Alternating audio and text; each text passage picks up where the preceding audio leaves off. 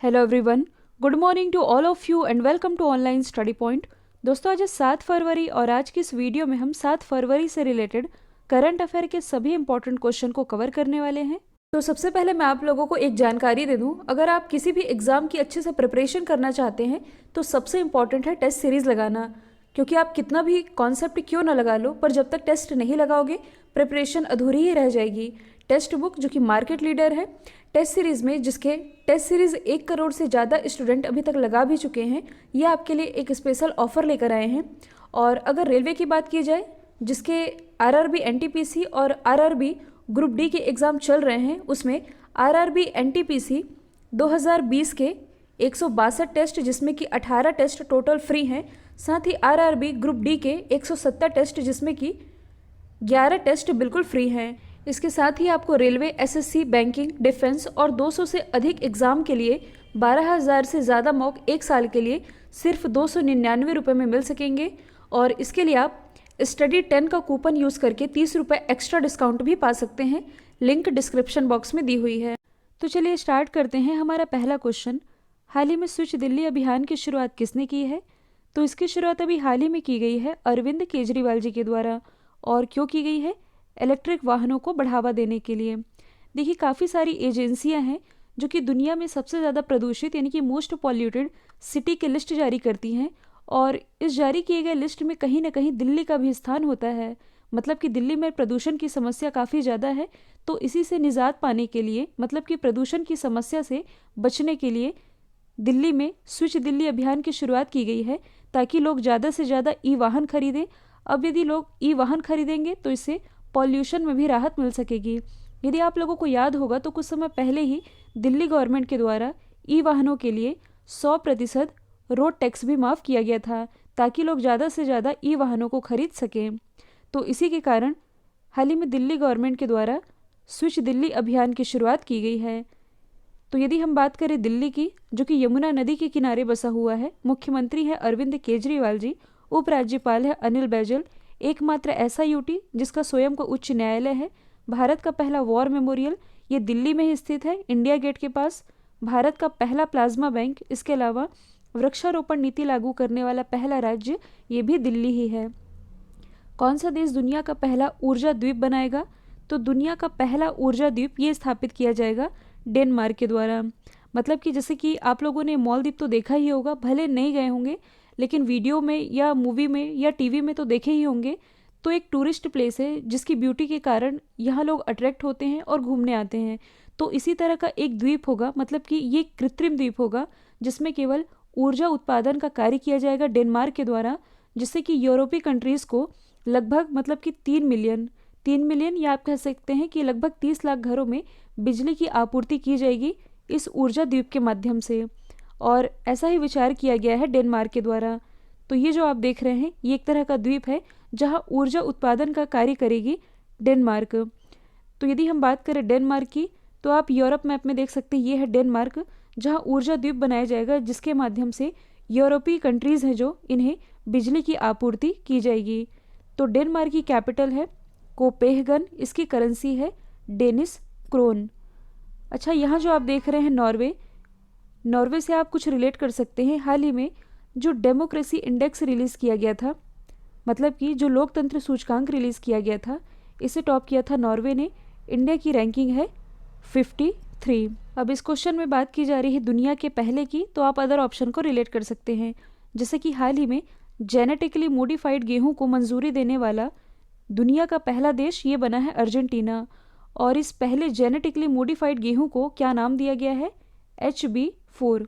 यदि हम बात करें स्कॉटलैंड की, तो हाल ही में हाइड्रोजन से संचालित दुनिया की पहली डबल डेकर बस ये स्कॉटलैंड से ही लॉन्च की गई है, जबकि हाइड्रोजन से संचालित दुनिया की पहली ट्रेन ये लॉन्च की गई थी जर्मनी से। ब्रिटेन से रिलेटेड आप लोगों को मालूम ही है, ये क्लाइमेट इमरजेंसी लागू करने वाला दुनिया का पहला देश है। हाल ही में केरल अपना पहला ह्यूमन मिल्क बैंक ही कहाँ खोलेगा? तो ये खोला जाएगा एर्नाकुलम जनरल अस्पताल में, जो कि एक तरह का ब्रेस्ट मिल्क बैंक होगा। अब ब्रेस्ट मिल्क बैंक इसका क्या मतलब है? तो जैसे कि आप सभी जानते हैं, आप लोगों ने पढ़ा भी होगा कि माँ का दूध बच्चे के लिए कितना ज़रूरी होता है उसके शारीरिक विकास के लिए, क्योंकि इसमें भरपूर मात्रा में न्यूट्रिशन होते हैं। साथ ही इससे बच्चे की इम्यूनिटी सिस्टम भी मजबूत बनती है। तो ऐसे बच्चे जो कि अनाथ हैं, जिन्हें माँ का दूध नहीं मिल पाता, उन्हीं के लिए ये एक तरह का ब्रेस्ट मिल्क बैंक होगा जो कि स्थापित किया जाएगा एर्नाकुलम जनरल अस्पताल में। अब यदि हम अदर ऑप्शन को डिस्कस करें जो कि केरल से ही रिलेटेड है, तो केरल के अलापुझा में भारत का पहला मजदूर संग्रहालय स्थापित किया जा रहा है। केरल के कोझिकोड में भारत का पहला जेंडर पार्क, इसके अलावा भारत का पहला इंडियन वुमन ट्रेड सेंटर भी स्थापित किया गया है। केरल की जो राजधानी है तिरुअनंतपुरम, यहाँ भारत का पहला स्पेस टेक पार्क स्थापित किया गया है। 5 लाख टीकाकरण पूरा करने वाला भारत का पहला राज्य कौन बना है? तो कोविड-19 के लिए 5 लाख टीकाकरण पूरा करने वाला पहला राज्य बन गया है उत्तर प्रदेश। तो आप मैप में देख सकते हैं, ये है उत्तर प्रदेश की लोकेशन। इसकी राजधानी है लखनऊ, जो कि रक्षा मंत्री राजनाथ सिंह जी का निर्वाचन क्षेत्र है और ये गोमती नदी के किनारे बसा हुआ है। मुख्यमंत्री है योगी आदित्यनाथ, जिन्होंने अभी हाल ही में झांसी में स्ट्रॉबेरी फेस्टिवल का उद्घाटन किया था। राज्यपाल है आनंदीबेन पटेल, जो कि मध्य प्रदेश के राज्यपाल का भी एडिशनल चार्ज संभाल रही हैं। लोकसभा सीटें हैं 80, राज्यसभा सीटों की संख्या 31। राज्य की पशु, पक्षी, पेड़, ये आप देख सकते हैं, मैंने आप लोगों को ऑलरेडी पढ़ाया है। इंपॉर्टेंट नेशनल पार्क की यदि बात की जाए तो दुधवा नेशनल पार्क और पीलीभीत टाइगर रिजर्व, ये दोनों स्थित है उत्तर प्रदेश में। हाल ही में पीलीभीत टाइगर रिजर्व को बाघों की संख्या को 2 गुना करने के लिए T/2 अंतर्राष्ट्रीय पुरस्कार से नवाजा गया। भारत की सबसे बड़ी और सबसे सुंदर फिल्म सिटी ये उत्तर प्रदेश में बनाई जानी है। इसके अलावा भारत का पहला लेदर पार्क ये भी उत्तर प्रदेश में ही बनाया जाएगा। और जो एशिया का सबसे बड़ा एयरपोर्ट है ये बनने जा रहा है उत्तर प्रदेश में ही। हाल ही में विश्व की सबसे ऊंची झूले की सवारी जिसका नाम है बॉलीवुड स्काई वेलर, ये कहाँ खोली गई है, या इसे आप कह सकते हैं कि दुनिया का सबसे ऊंचा झूला ये कहाँ ओपन किया गया है? तो ये ओपन किया गया है दुबई में। देखिए, कुछ समय पहले मैंने आप लोगों को बताया भी था कि जो दुनिया का सबसे ऊंचा झूला है ये दुबई में बनने जा रहा है, लेकिन ये अब बन करके तैयार हो गया है। ये है दुनिया का सबसे ऊंचा झूला, जिसकी ऊंचाई है 140 मीटर, या आप कह सकते हैं इसकी ऊंचाई है 460 फीट। इसे बनने में 600 दिन लगे हैं और इसे स्थापित करने में लगभग 120 दिन का समय लग गया। और ये जो विश्व का सबसे ऊंचा झूला है जो कि 421 टन स्टील से निर्मित किया गया है। अब देखिए, ये दुनिया का सबसे ऊंचा झूला है, जिससे कि पर्यटन को भी बढ़ावा मिलेगा, मतलब कि दूर दूर से लोग इसे देखने आएंगे और इसका लुत्फ भी उठा सकेंगे। और यही ओपन किया गया है दुबई में। आप मैप में देख सकते हैं, ये जो आप देख रहे हैं यूएई की लोकेशन कुछ यहाँ है और यहाँ कॉर्नर में है दुबई। और इसी दुबई में हेडक्वार्टर स्थित है इंटरनेशनल क्रिकेट काउंसिल का। अच्छा, दुबई से आप एक और चीज़ रिलेट कर सकते हैं, इंडियन करेंसी को स्वीकार करने वाला विश्व का पहला एयरपोर्ट ये दुबई ही है। और यदि रिलेट करेंगे तो ये नवंबर 2020 की ही न्यूज़ है। अरब खाड़ी का, ये जो आप देख रहे हैं ये तो है अरब खाड़ी। अरब खाड़ी का पहला कोयला आधारित पावर प्लांट ये दुबई में ही विकसित किया जा रहा है। किस कंपनी को अमेरिका से दुनिया का पहला कार्बन न्यूट्रल ऑयल मिला है? तो हाल ही में भारत की जो रिलायंस इंडस्ट्रीज लिमिटेड है, इसे अमेरिका से दुनिया का पहला कार्बन न्यूट्रल ऑयल मिल गया है। अब ये है क्या? तो देखिए, हाल ही में रिलायंस के एक बयान में बताया गया है कि 2035 तक जो रिलायंस इंडस्ट्रीज लिमिटेड है ये 0 कार्बन उत्सर्जन वाली कंपनी बन जाएगा। मतलब कि कार्बन उत्सर्जन तो होगा, मतलब कि जितनी मात्रा में ये कंपनी कार्बन उत्सर्जन करेगी उतनी ही मात्रा में, मतलब कि मान लीजिए इस कंपनी ने 1 लाख टन कार्बन का उत्सर्जन किया, तो इस 1 लाख टन उत्सर्जित किए गए कार्बन को ये वेरियस टेक्नोलॉजी के माध्यम से हटा भी देगी। अब इसे आप समझिएगा, यहाँ जो टर्म लिखा है कार्बन न्यूट्रल, तो देखिए भारत में यदि आप देखेंगे तो भारत में कई जगहों से क्रूड ऑयल आते हैं, मतलब कि कई महाद्वीपों से, कई देश से क्रूड ऑयल भारत में आते हैं। और भारत में इसके लिए कई जगह रिफाइनरी भी बनाई गई है, जिससे कि उस क्रूड ऑयल को अलग अलग फॉर्म में, जैसे कि डीजल और पेट्रोल के फॉर्म में कन्वर्ट किया जाता है। तो यदि कहा जाए तो विश्व की जो सबसे बड़ी रिफाइनरी है जो कि जामनगर में स्थित है, ये रिलायंस इंडस्ट्रीज लिमिटेड द्वारा ही ऑपरेट किया जाता है। अब देखिए, ये जो रिलायंस है इसने अमेरिका से कितना कार्बन न्यूट्रल ऑयल लिया है? तो ये लिया गया है 2 मिलियन बैरल का। अब इसे आप समझिएगा कि इस 2 मिलियन बैरल ऑयल से जितनी भी मात्रा में कार्बन निकलेगा उतनी मात्रा में, मतलब कि अलग अलग टेक्नोलॉजी के थ्रू इसे हटाने का काम भी किया जाएगा। तो देखिए, ऑयल यूज़ करने से ग्रीन हाउस गैस तो निकलेगी ही, तो उतनी ही मात्रा में यदि वातावरण से इसे हटा दिया जाए तो उसे कार्बन न्यूट्रल कहा जाता है, और इसलिए इस ऑयल को कहा गया है कार्बन न्यूट्रल ऑयल, जो कि अभी हाल ही में रिलायंस इंडस्ट्रीज़ लिमिटेड को अमेरिका से प्राप्त हुआ है। आई होप ये आप लोगों को क्लियर हो गया होगा। हाल ही में राष्ट्रीय सुरक्षा परिषद के अध्यक्ष कौन बने हैं? तो हाल ही में राष्ट्रीय सुरक्षा परिषद के अध्यक्ष बन गए हैं एस.एन. सुब्रमण्यम।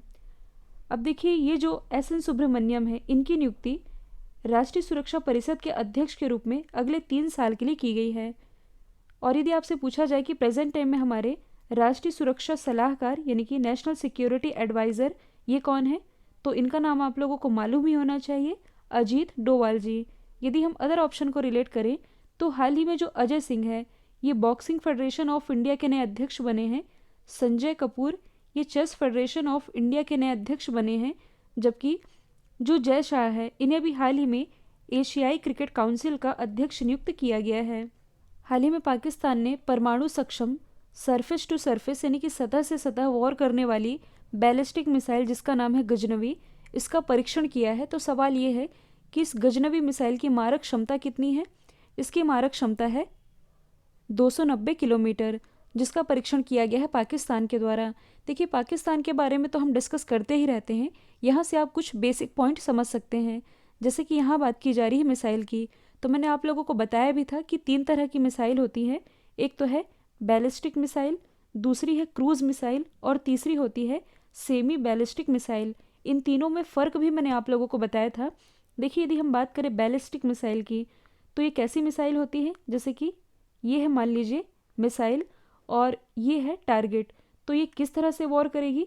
कुछ इस तरह ऊर्ध्वाधर जा करके अपने टारगेट को ये साधती है। ये है बैलिस्टिक मिसाइल का एग्जाम्पल। फिर दूसरी है क्रूज़ मिसाइल। तो क्रूज़ मिसाइल कैसी होती है? मान लीजिए ये है मिसाइल और ये है टारगेट। तो ये अपने टारगेट को कुछ इस तरह, मतलब कि समानांतर जा कर के भेजती है। फिर तीसरा प्रकार है सेमी बैलिस्टिक मिसाइल।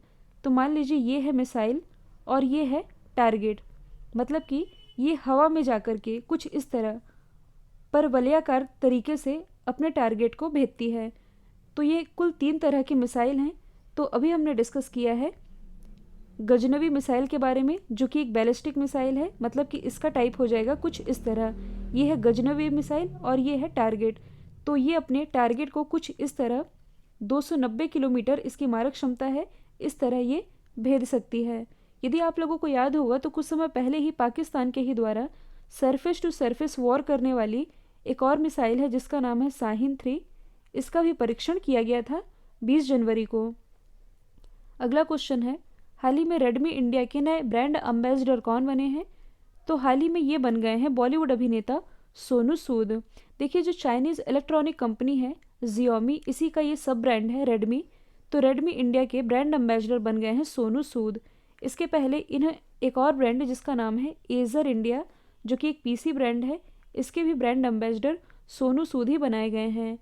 अब देखिए, इस क्वेश्चन में बात की जा रही है ब्रांड एम्बेसडर की, तो आप अदर ऑप्शन को रिलेट कर सकते हैं। जैसे कि हाल ही में जो अक्षय कुमार हैं, इन्हें हॉर्लिक्स प्रोटीन प्लस का ब्रांड एम्बेसडर बनाया गया है। इसके अलावा सलमान खान, इन्हें पेप्सी और रियलमी। देखिए, रियलमी ये भी एक चाइनीज़ ब्रांड है, इसके ब्रांड एम्बेसडर सलमान खान हैं। जबकि हाल ही में जो आमिर खान हैं, इन्हें सीएट टायर और वेदांतु, जो कि एक ई लर्निंग प्लेटफॉर्म है, इसके ब्रांड एम्बेसडर बनाए गए हैं।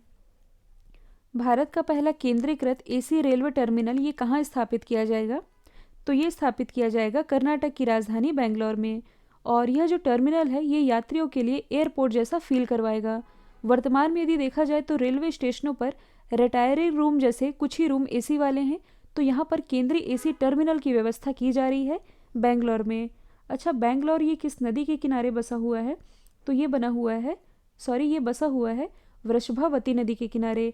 हाल ही में दुनिया का सबसे बड़ा टेक हब ये बेंगलोर ही बना है। प्रसिद्ध आईटी कंपनी है जो इन्फोसिस, इसका भी हेडक्वार्टर बेंगलोर में है। इसके अलावा भारत की स्पेस एजेंसी इसरो, इसका भी हेडक्वार्टर स्थित है बेंगलोर कर्नाटक में। भारत की पहली गर्ल्स फुटबॉल एकेडमी ये भी बेंगलोर में ही स्थापित की गई है। अब इस क्वेश्चन में बात की जा रही है भारत के पहले की। तो अभी मैंने बताया था भारत का जो पहला प्लाज्मा बैंक है ये दिल्ली में स्थापित किया गया। भारत का पहला फ्लोटिंग बास्केटबॉल कोर्ट यानी कि तैरता हुआ बास्केटबॉल कोर्ट ये स्थापित किया गया है मुंबई में। जबकि जो लखनऊ है, लखनऊ के चारबाग रेलवे स्टेशन से भारत का पहला हेल्थ एटीएम लॉन्च किया गया है। कल जो मैंने आप लोगों से सवाल पूछा था इसका राइट आंसर था चंडीगढ़। अब आप लोगों के लिए आज का सवाल है, हाल ही में भारत के शीर्ष सेलिब्रिटी एंडोर्सर कौन बन गए हैं? तो इसका जो भी आंसर है कमेंट बॉक्स में बताइएगा। वीडियो यदि पसंद आया है तो लाइक, शेयर और सब्सक्राइब करना बिल्कुल मत भूलिएगा। तो आज के लिए इतना ही। Thank you so much.